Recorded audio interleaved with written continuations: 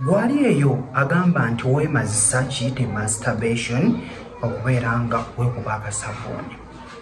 Sigamba nti bw'okiwulira nti weekuba akasabbuuni nti ogenda kukwata sabbuuni tokikola, kubanga ze nsobi ze mukola ng'omanyi nti ky'ekituufu. Tokikola, ojja kubeera nga weerumya saako n'okubeera nti kungulu kuno kujjako olubuububu lw'olaba olw'ensonga nti okozesa sabbuuni. Kubanga mulimu abavubuka abali eyo ng'okikola bw'otyo n'osuubira nti y'engeri ennungi. Kati ngenda kukulaga engeri gy'ogenda okubeera ng'okikolamu ate obeere nga teweerumya. Okwemazisa kuli healthy and kiri normal, kubanga teri muntu ateemazisa. Ne bw'obeera obadde weegatta n'omwagalwawo nakwakirya n'obeera ng'omala, tukiyita okwemazisa. Oba okitegeera, kubanga oba toli munda. So manya nti ekintu ky'oli mu kukola kiri normal and healthy. Ensobi z'obadde okola nga weerumya nga tomanyi nekikuleetera n'okugamba nti oba kyokola kive, esooka yeeno okubeera nga orashinga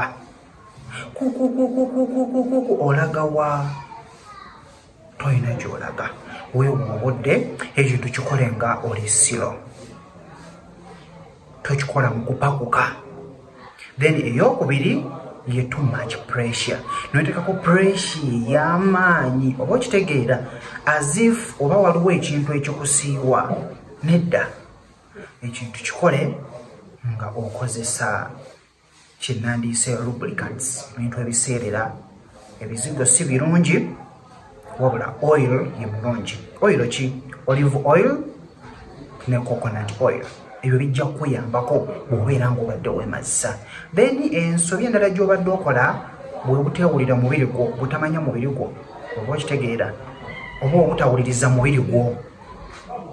So wuliriza omubiri gwo, bw'owulira nti wano wakuluma omanye nti kyendi mu kukola siri mu kikola mu butuufu bwakyo. Then ebirala by'oyinza okukola okubeera nti obeera healthy kwe kubeera ng'onywa nnyo, ekyo kikulu, kwe kubeera nga tokisussa, kino kyo kikulu. Then ekirala mu kyo kwe kubeera ng'okiipinga omubiri gwo nga guli clean, ekyo kijja kukuyambako.